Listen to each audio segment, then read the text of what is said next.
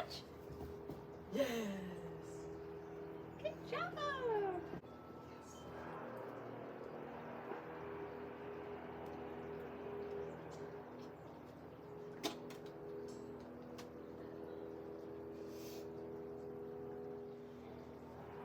Hi, and welcome to week 3 of Puppy Day School with Ollie.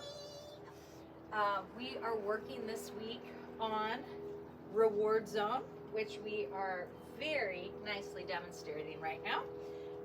And we are working on a place cue, which is go to your bed, go to your mat, whatever you want to call it. Oh, excuse me. That's what happens when you're trying to multitask.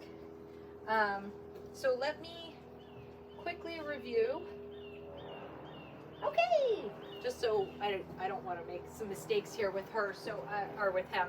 So I'm going to let him wander around for a second while I'm talking to you about foundation game number 4. It's really the last one. We have the foundation skills that I'm really keen on are name game, which you know, the collar grab, the gotcha game, the hand targeting, and reward zone.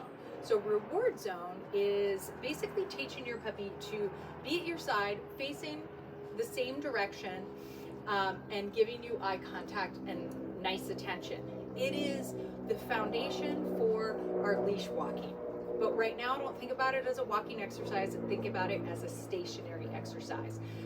We're gonna get really good at that so that we can have brief periods that we're introducing in our leash walks where the dog is walking next to us and giving us lots of attention. It's great for walking past other people, walking past other dogs.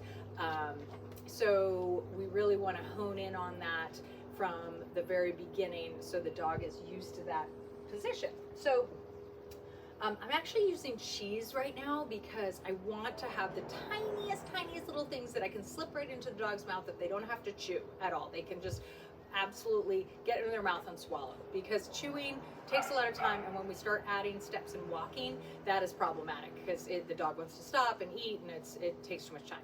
So think about it again. We're gonna have our hand that has our most of our treats in it is going to be on the opposite side of the dog, okay? And I'm going to show you why. So we're going to get into position here. Ollie! Yes.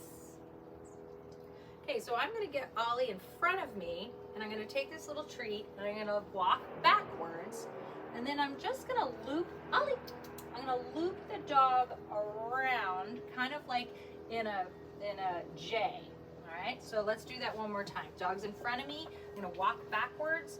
I'm gonna loop the dog around with my lure, and then take a couple steps forward, and then pull that treat up. Ollie! So the dog is sitting nicely at my side. And then I'm gonna take a treat from my treat hand, put it on my hip, and slide it down my pant leg. Grab another treat, put it on my hip, slide it down my pant leg. I am not grabbing a treat out of my extra hand and coming straight to the dog. That will teach your dog to walk out in front of you or focus out here. Ollie! I need their eye contact up towards me. So you can see what happens when the dog gets up is they want to spin around and look at me. That's what they have. Their reward history has been sitting in front and getting rewarded. So that's what the dog wants to do naturally. Ollie! Yes! So again, here we go. I'm gonna do that J, pull that treat up so the dog is toe to toe with me, and then slide that treat down my pant leg. Hi, good job, Ollie. Very nice. I try to like sneak in some kibble. Half the time Ollie spits it out. It's hilarious.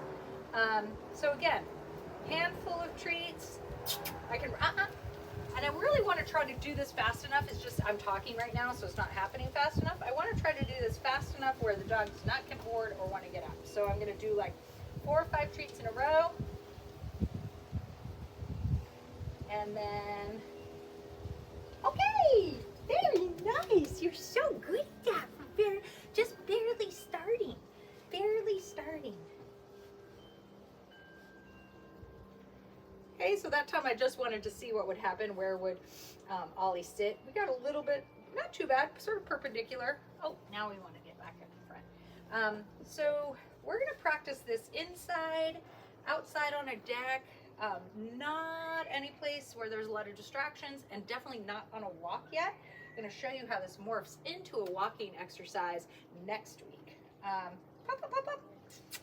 We really don't focus a lot on leash walking until weeks 5 and 6. Dog has a little bit better attention span, a little bit more training under their belt. Okay, and leash walking requires a ton of attention. Okay, you're asking the dog to be like moving, be cognizant of everything that's going on in the world, and then also be paying attention to you so they know where you're going and how you're moving and what you're doing. So it again requires a lot of attention. So right now we're going to focus on that reward zone. We're going to focus on the go to your mat exercise, which I'm going to get to right now. And those are kind of the things that I really want you to add on to weeks 1 and 2 that we've been working on. So here's our mat, and we've got some really good down skills considering we're only in week 3 down. I mean, that's phenomenal, so good. Very nice, good job. Okay, I can touch and touch. Good job. I can add some hand target to get the dog off the mat. Let's go. Pop, pop, pop, pop. And then go to your bed.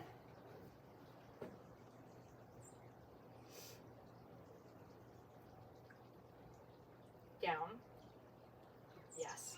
So go to your bed ultimately should mean one cue, the dog walks to the place that I've designated, mat, place, pointing towards whatever it might be. So the cue means walk over there, lie down, and don't move. But we have to break it up into little tiny pieces. We first work on the down, and that's why I start practicing from day 1 on a mat. So this becomes like the place where the dogs are like, oh yeah, I know what to do. I lie down on this. Okay, touch. Good job. Okay, go to your bed.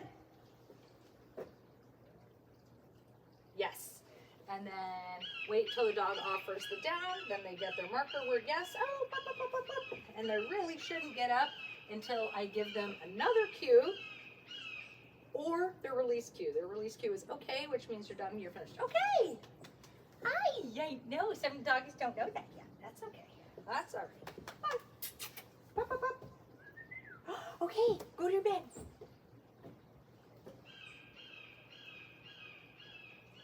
Yes. Good job. Very good. Very good. Hey, I give multiple treats when the dog is down here, so I'm increasing the longevity. I'm increasing the amount of time that the dog is in the down. Doing such a good job. And then, okay, making sure I add that release cue. Again, if the dog doesn't get up on their own, okay, I'm going to really encourage them to get up so they know that really, what is this? Ready? Go get it. And I like to add, again, like some playtime. Hi. Yes, good job. Very nice. I like to add a little bit just to keep them all excited. So I might add a couple just a couple of things of doing a, tossing a ball or doing some tug. What is that? What is that? Call the dog back. Ollie, come. Yes. Oh, we stopped on the bed. Right here, touch. Oh my gosh, we don't know what to do. Let's go over here. Touch. Yes.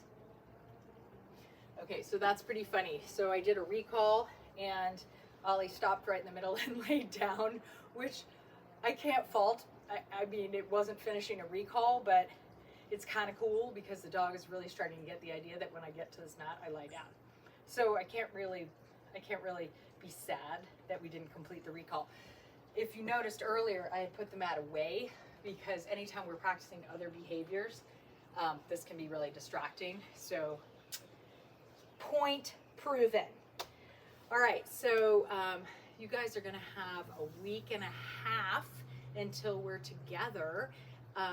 So lots of time to kind of catch up on all the stuff we've been working and build on those foundation skills, and we will see you after Thanksgiving. Thanks, bye.